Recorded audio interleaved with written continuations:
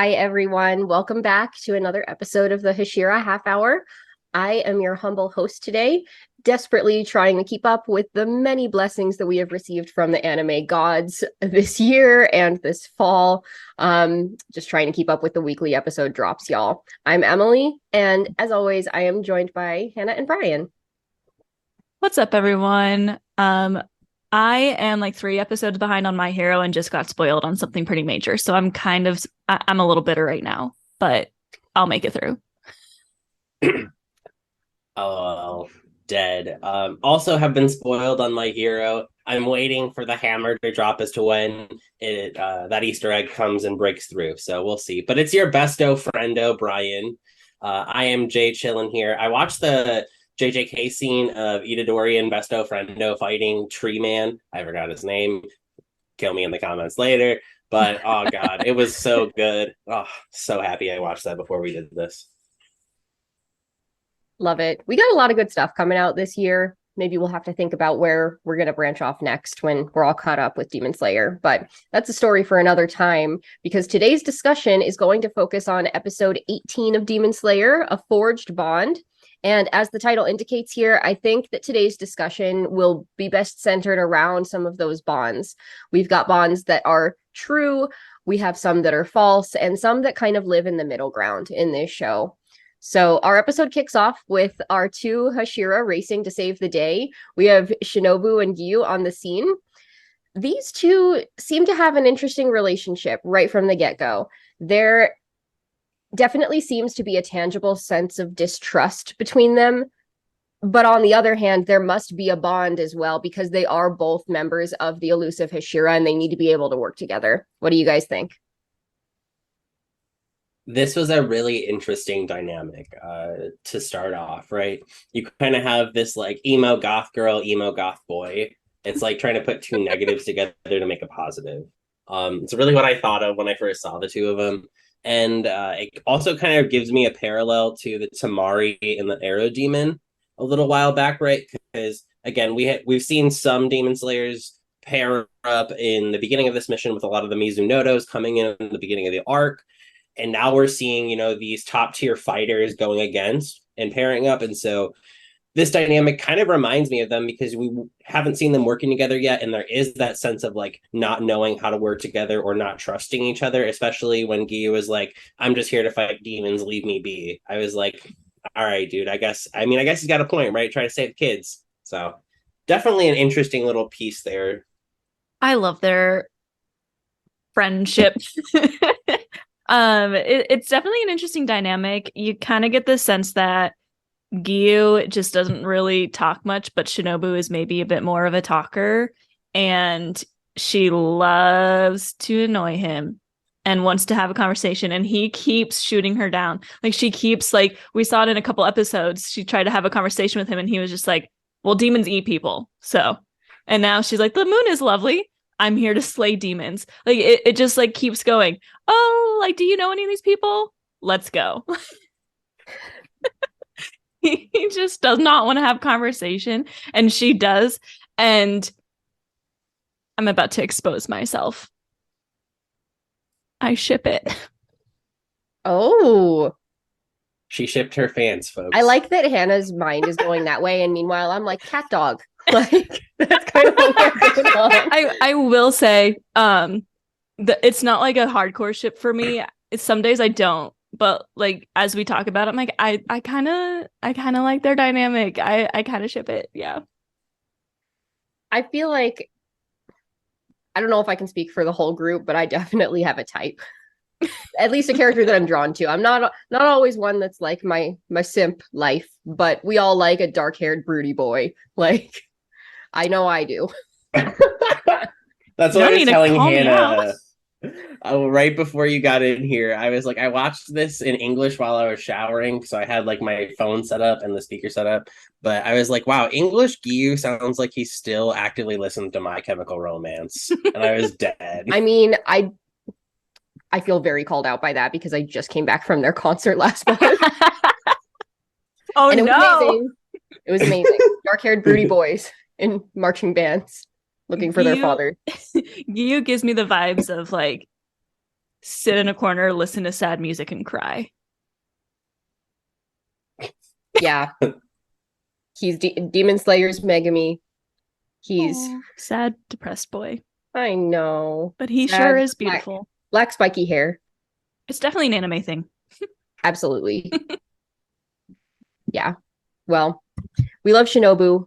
We love Giyu very much. And it's an interesting bond that they have again between the Hashira. I'm interested also to see a little bit as we move on and we get to see Tanjiro and Gang engage a little bit more with some of the other Hashira and like what do those bonds look like, and then what are the bonds between the Hashira that already exist, because this is one of the first and only ones that we've really seen is just going to be these two. So it's kind of funny that they're already bickering, but at the same time it's almost like they're able to communicate like telepathically and be like, look, like I think that you're like full of shit right now, but also like I'm going to go do my thing, you go this way, and they can both trust that the other is going to get whatever needs to get done. So it seems like they have a good working dynamic, I think. Very necessary, I think, to be part of that elite group. But moving on, we begin then to see the fight unfurl a little bit between Tanjiro, Inosuke, and the father of the spider demon family. And as he's kind of brutalizing them, he just keeps saying over and over again, the spider, to not touch or mess with his little spider family. And so this is a bond that we've touched on before a little bit, and that it's very strange and unique for a demon to have some kind of semblance of a nuclear family.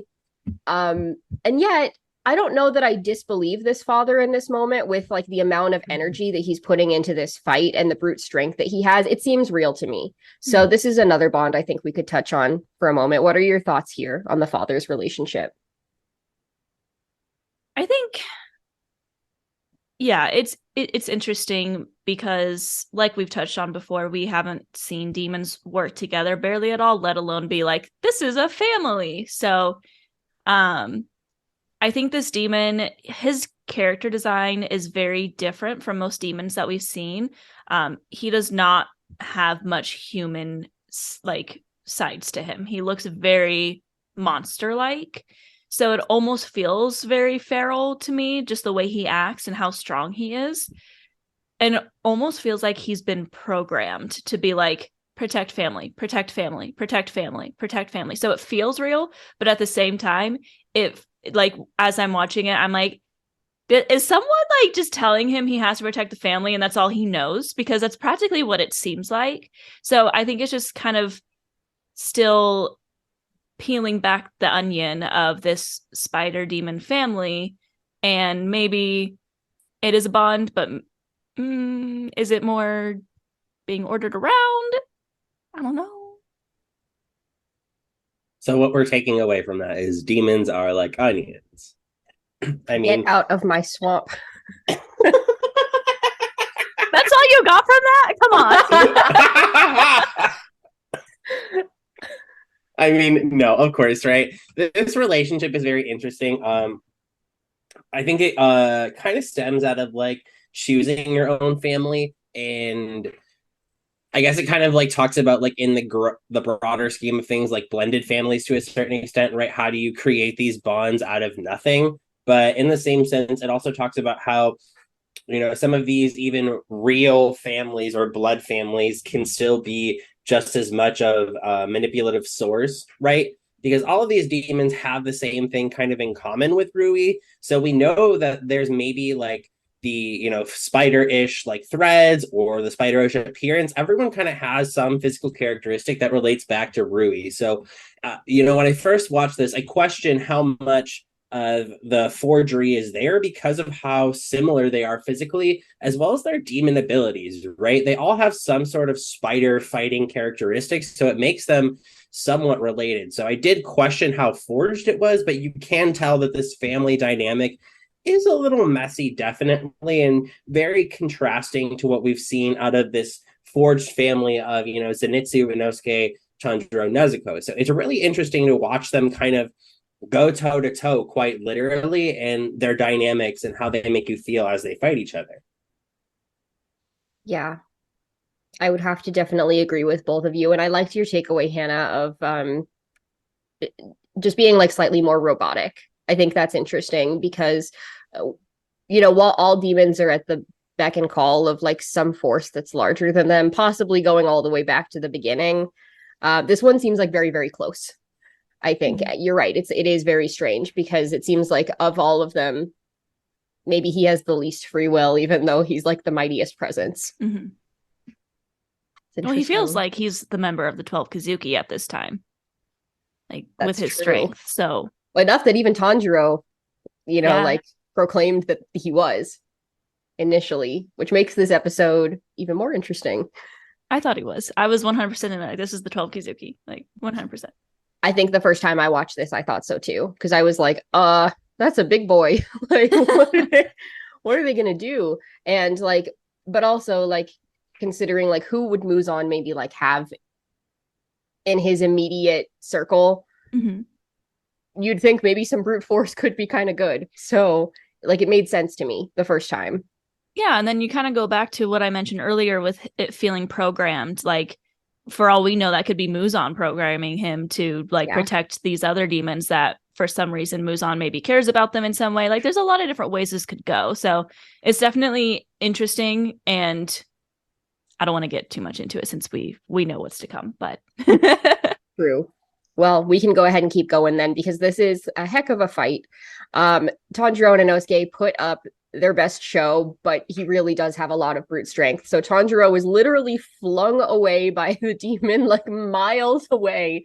Despite fighting his hardest, as he's flying through the sky over the forest, he calls after Inosuke, just screaming at him to not die, because we all know that Inosuke is not always thinking about his peak physical form when a fight is on the line.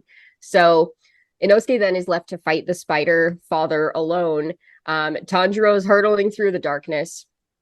While all this is going on, in the meantime, we do pan back to Zenitsu for a little bit, star of our show last episode, and we can see that he's currently left in kind of a sorry state with the spider's poison taking hold of his body. This appears to be his final moments, and in these last few moments, he is reminded of a few bonds that he has as well. In particular, he remembers his sensei and Nezuko, and then Shinobu comes to save him. So he's going to make it out okay this time, but I am interested by these two being the foremost thoughts that he has in what might be his final moments. How do you think that those thoughts speak to any bonds that maybe he's already made? Real quick, just speaking on Tanjiro getting yeeted, I had a Super Smash Bros. Moment where I was like, he should have hit the screen, like dragged down the glass, and been like, but looking at kind of Zenitsu's bonds right here, I think that's kind of all he has. And it's kind of sad to say that, but right, when you look at like the girl he got into debt for, the girl he was trying to grab on the road to the mansion the first time round, like he doesn't have many real bonds outside of this little family he has in his gramps. So these coming to his forethoughts are his only kind of rocks to grab onto at that point.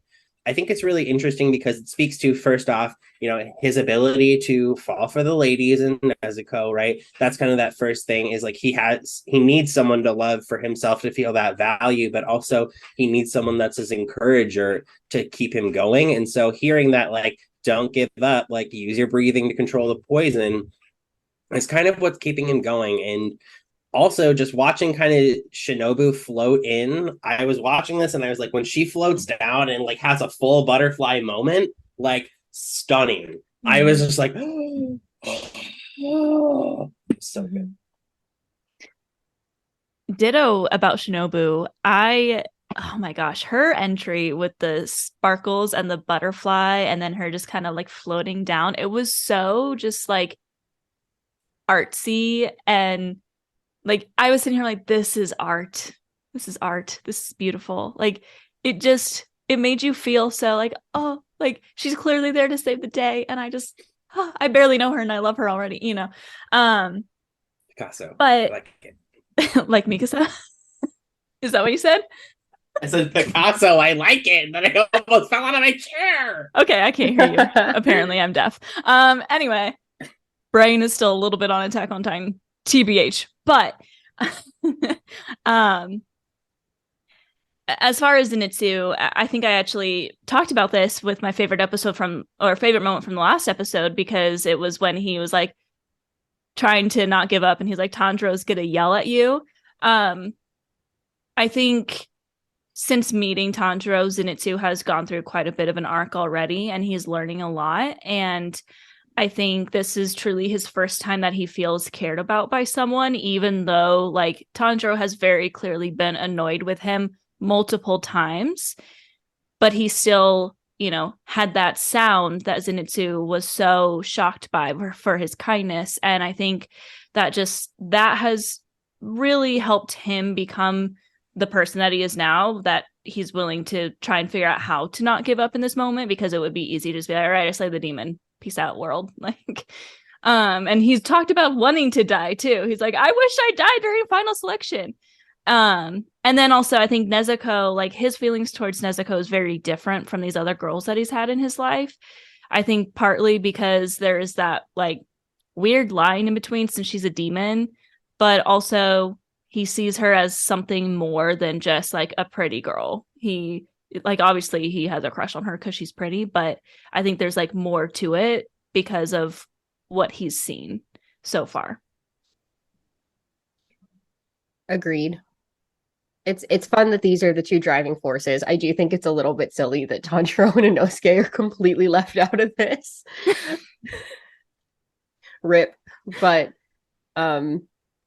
it's a nice moment for him, and a beautiful entrance for Shinobu. Completely agreed. It makes me excited to begin to see more of the other Hashira come in and to see what their specialties are going to be and what their entrances are going to be. So looking forward to that. Yeah, so we're happy that Zenitsu's alive. We'll be glad to see him next week. A little worried about Tanjiro right now, flying through the sky. So we pan back to him, and he does land, in the forest, and he then encounters Rui and one of the sister spider demons at this point, and he sees Rui kind of berating the sister a bit. He's observing and kind of keeping his distance, but he's there, and Rui is aware of his presence and is kind of telling him to get lost. Another demon slayer comes in and is like, oh, I'm gonna wipe out this little kid, no issue, and then I'll get to go back down. I'll be a hero because I took out one that was little and that was my size, and he gets chunked. It is like not cute. And this, I think, is like kind of horrifying for Tanjiro as well. He's like, oh my God. He's like, that took 2 seconds with these threads. This kid got wrecked. But Rui is still like kind of fixated on the sister and like berating the sister and everything that's going on there. And so Tanjiro, even though he's just watched this like graphic murder, boldly decries the forged nature of this relationship between Rui and his sister, and is able to kind of reference their scent as well and say, like, this is a forged scent. I would know what it feels like and what it smells like for you to have real trust. So whatever this is not real. Rui is not happy about this. This is the first time I think anyone has challenged him. What do you think is driving this relationship between Rui and the sister, knowing that Muzan is the most terrifying demon? If it is something that's forged, why would the sister stay? That's a good question. I mean, I think it's pretty clear to see right away with the way that Rui just completely destroyed that other Slayer that he's pretty powerful. We obviously don't know the extent of his power, but he is carving this sister up. Like, what? And kind of going back to the father demon seeming to be programmed to just be like, don't touch my family, don't touch my family. It starts to feel kind of like, all right, yeah, something is like driving these demons. And I think we're starting to understand that it could be fear. And I think that's the basic foundation of this relationship between these demons is fear. Because clearly she did something wrong. And what is he doing? He's hurting her. He's carving her up. And that's not the way a family relationship should be. So it's very false. It's very forged, as Tanjiro says. So I think it's telling of how demons are and how, like, if they're going to work together, like this might be the way they work together, is just by having one powerful one be super mean and you can't run away because you're going to get carved up or whatever. And also then it kind of tells you that, what is Muzan doing exactly? This is slightly terrifying. Yeah. Looking at kind of the way that the father demon, kind of like touching back to what you said about the father demon feeling programmed, right? I think it kind of speaks again to a broader theme of like maybe men, like the like male, like the typical male father figure is like just like going in, not in touch with his feelings, just like rah, rah. But then you have like this individual who, first off, is a lot more autonomous than the father, right? Because like she is actively pleading against Rui's will to a certain extent, like, let me get another shot, like, can I try again, please? Like, and I think that kind of speaks to her individuality, and maybe these demons have a little bit more of a complex like relationship, right? Like there is like obviously this big bad guy, but I get the feeling that this sister is at least wanting to try and stick it out and maybe get more powerful, right? So like each demon probably has their own intent in this family, and her reason to stay is probably to make herself more powerful to eventually realize the spot that Rui's in. I feel like that's something that a lot of demons, while they have different stories that bring them to the point of wanting power, they do all end up somewhat falling to the same point of the power drive. And so I think that's kind of her reason to stay, is that she knows Rui's powerful, and she knows that maybe if she abides by his will that much longer, like she can be one of those people who is powerful, to kind of create her own will, because she's been trapped, not only maybe as a human, but now feeling that same trapped feeling as a demon, right, in this messy family, but under someone else's will entirely. So I think she's really trying to break free, whether that's a good thing or not. Do you think she's ever seen success? No. That's like success in me trying to parallel park. Okay, listen, it's not happening. But yeah, we get the feeling that this happens pretty often. You think any of them have ever seen any kind of success?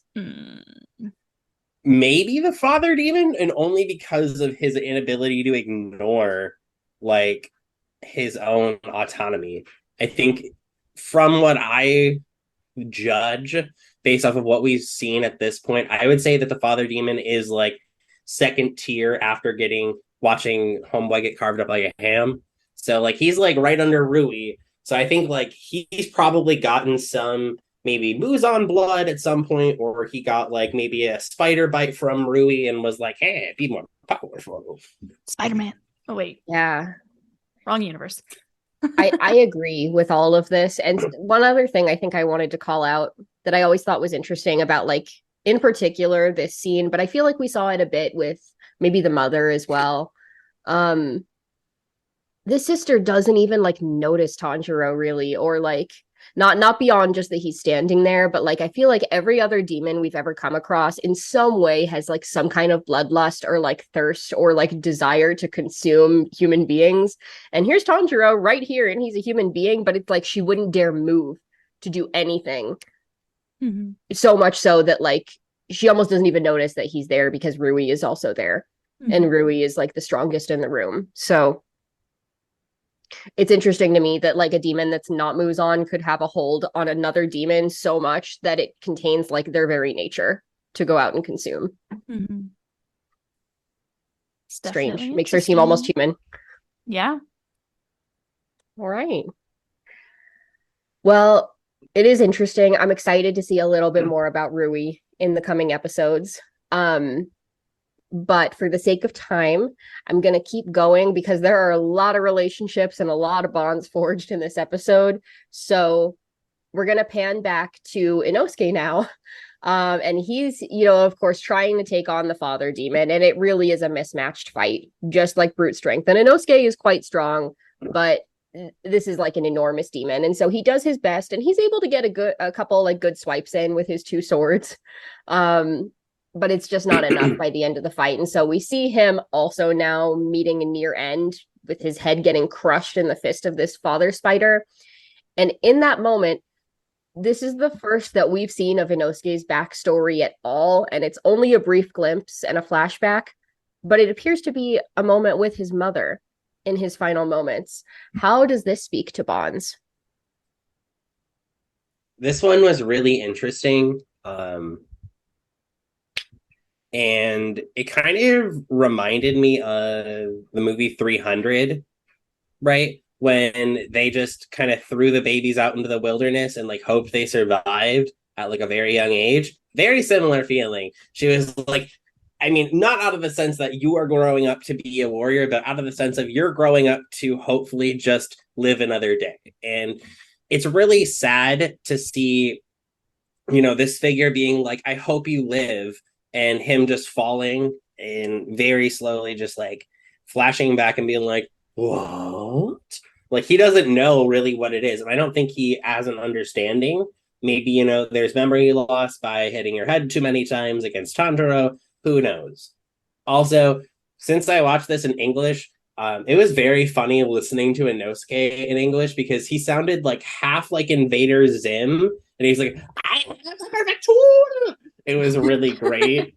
It was so good. I was like, this sounds like Inosuke in English. I vibe. So that was a pretty cool time too. A quick shout out to Bryce Papenbrook. He carries the dub anime world. Literally, he's in like every single anime as a main character. So Bryce Papenbrook, you do great things. Oh man. I think Inosuke's been this wild character so far. Just, I was raised by boars, fight me. He doesn't know how to have a conversation with characters. He doesn't know like basic human decency. Like he just doesn't know. He's like a baby, you know?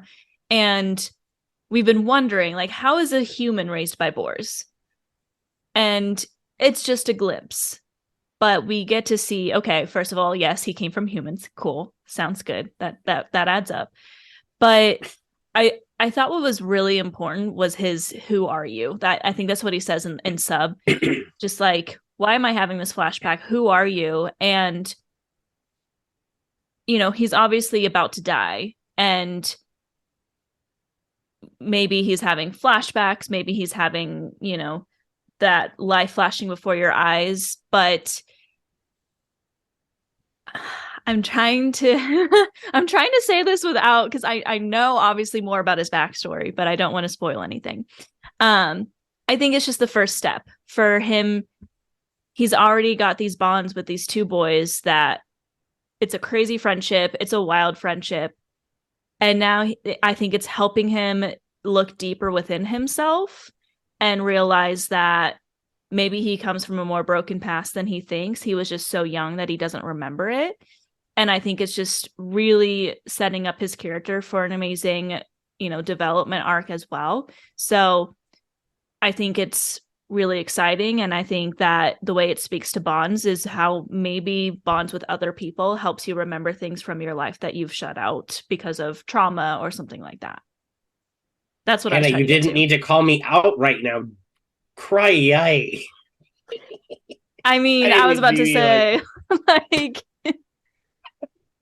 you know, friends can do things for you that can help you heal from other things that maybe other friends, past friends did to you, or just, you know, obviously none of us come from a life of we were raised by boars and don't know parents. But at the same time, like, I'm sure all three of us can sit here and say we've experienced past trauma. And I think that, you know, finding those friends that are kind to you and will talk to you and treat you like a human being will help you start to understand what happened to you in the past, even if you like pushed it back so much that you hardly even remember it.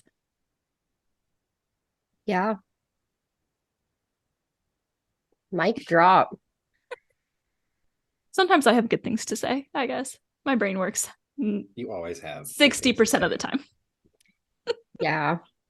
These four are going to be, I think, each other's backbones as we continue to move through. There is something kind of nice, and I know that this is not the case for everyone, but like there is something nice about like the sacrifice of the parent too. I think it's a trope in writing. The probably the most popular one, problematic or not, is Harry Potter.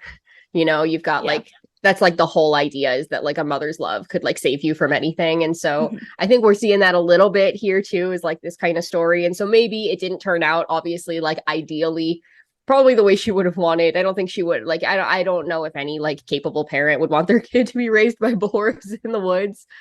But he did make it, and he is strong, and he is a certified demon slayer, and that means that he does have a community that he can rely on now, because the person that comes to his rescue in this final moment, like it's nothing, is Giyu. Comes in right here at the last minute with a really cool, very quick fighting scene, and just takes this thing down like it's nothing.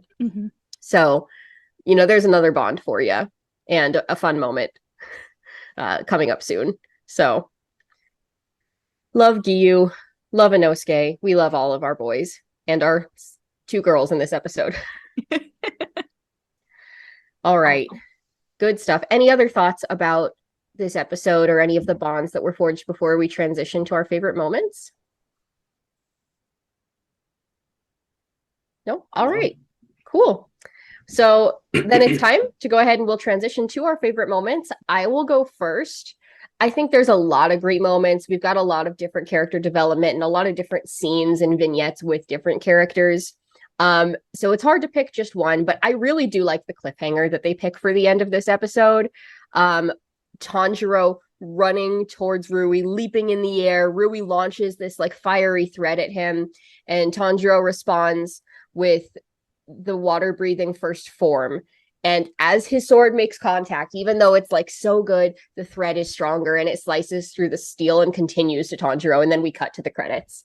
And it's just such a good cliffhanger. I think this is like one where you like, if you were watching this after it was coming out or like as it was coming out, I wouldn't have wanted to wait to see what happened next, because Tanjiro is like in imminent danger.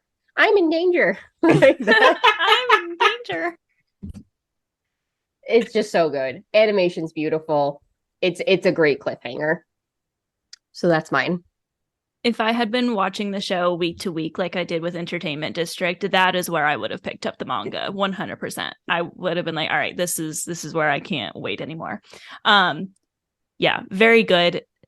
Demon Slayer is so good too at like these moments where like they're about to do something super amazing. It happens earlier in the episode with Tanjiro too, where he's like 10th form, total concentration, and you think that it's about to go like way in his side, and it just like whiplashes you, and all of a sudden he's flying through the air. Like, what?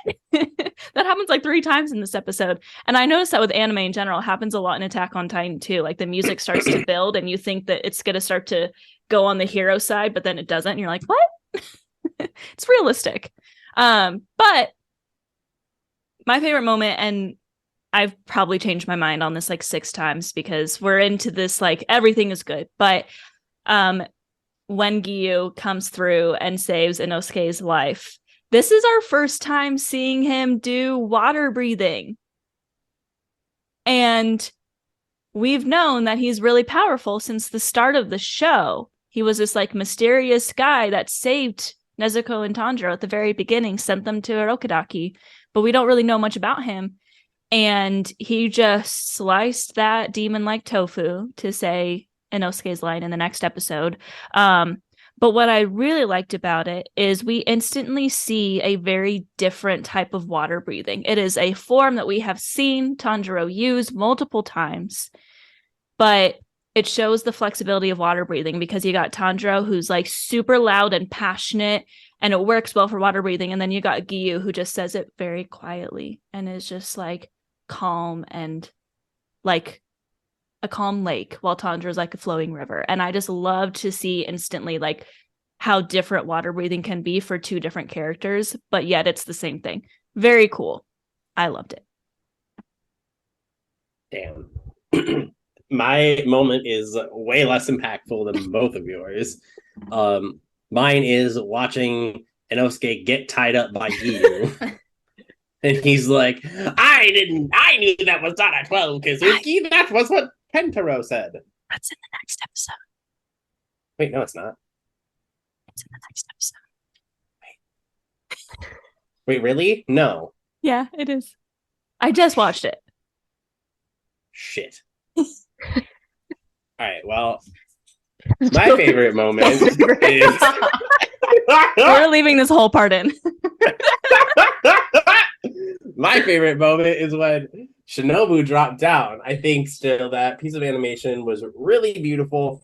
Um, you know, I think also kind of when we talked about in a couple episodes ago, like the phases of the moon, and we talked about things coming full circle, right? I think that was kind of one of Zenitsu's full circles because we had gotten to the end of the fight and it was still a full moon, and then we get one more full moon entrance, right? Things happen in times of threes. We see one last time that full moon, but someone else descending, and then you get that beautiful animation of the butterfly at first and then her dropping in. And so it was really kind of a full circle for not only like Shinobu's entrance to this anime, but also Zenitsu's kind of arc in itself of like, okay, he is going to be okay, he's going to hop in there. So I think it was kind of a cool moment for two characters at the same time. Mm-hmm.